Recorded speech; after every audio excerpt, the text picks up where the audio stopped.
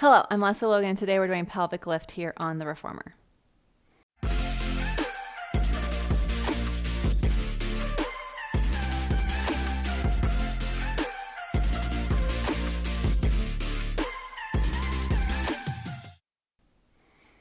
So pelvic lift is super awesome. There's actually a ton of different variations, and I'll go over some of my favorites in this video. If you are here because of the onlinepilatesclasses.com flashcard deck, thank you so much. I'm so glad you're using them. That was so fun to create for you. We also have a mat flashcard deck if you haven't seen that. If you've never seen both, well, now you have. And take a look at them. They're really great. We have those two decks out so far. More to come. It'll just go from running to pelvic lift. So I'll show you the transition in here. So the springs are the same. There is an opportunity to reduce the springs if you're doing one of the variations, and I will show you that. But let's first talk about the regular pelvic lift, the one that most people do. So you are doing your running, and it's up, switch, up, switch, up, switch. And then you come in. You want to lift both feet at the same time from your center, and then land on your arches slightly turned out. So a lot of people will go bump, bump.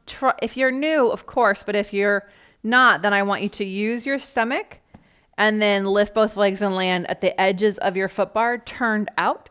You want your heels to be able to be under the bar, arches around the top. We're not scrunching our toes or anything, but there's like a third arch in your foot, and that's what's kind of hugging that bar. You'll lift your pelvis up. You can just think about a fist distance. And then what that means is, see the space? It's not going to change. So I'll put my arm here so you can see that. It's not going to change as I go out or as I come in. A lot of times as people go out, their booty goes down. Maybe it doesn't touch, but it goes down. And as they come in, it goes up. So if you're new, you can even put that fist there.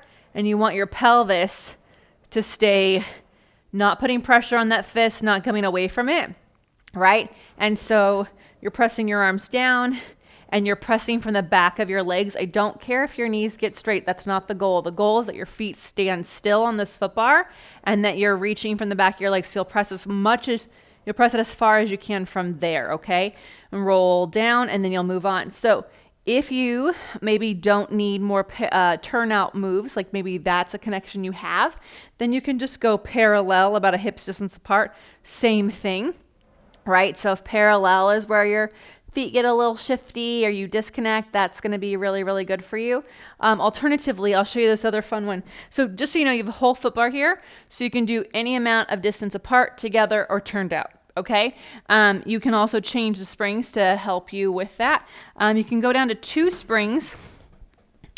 And if you don't have anything going on with your sacrum and you want to get ready for things like side splits, or if you're doing gondola or anything like that, you'll move your feet down here. I don't teach gondola very often, but some people do like it. Or if you're doing going up slide mountain climber, oh, that's really good. So you put your feet a little lower, hips up. You go out and in a few times. Do this on 2 springs, and then you can go even lower. So again, this is really great for the person who needs to work on their hip mobility, my dancers, gymnasts, athletes of that kind.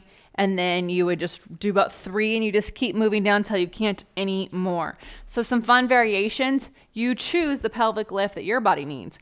Not the one that feels good all the time, but the one that challenges you to stay connected and really helps you continue on. Because usually after pelvic lift, you'll do one of the ending series. And so you want to make sure that you're choosing the pelvic lift that's going to help you connect your legs to your center the most.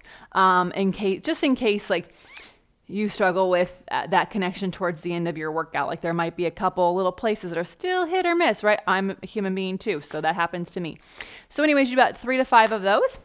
Roll the hips down and move on to your next exercise. If you want to feel that in the flow of a workout, you want to play around with it, then I would love for you to join me at onlinepilatesclasses.com, where we do life better.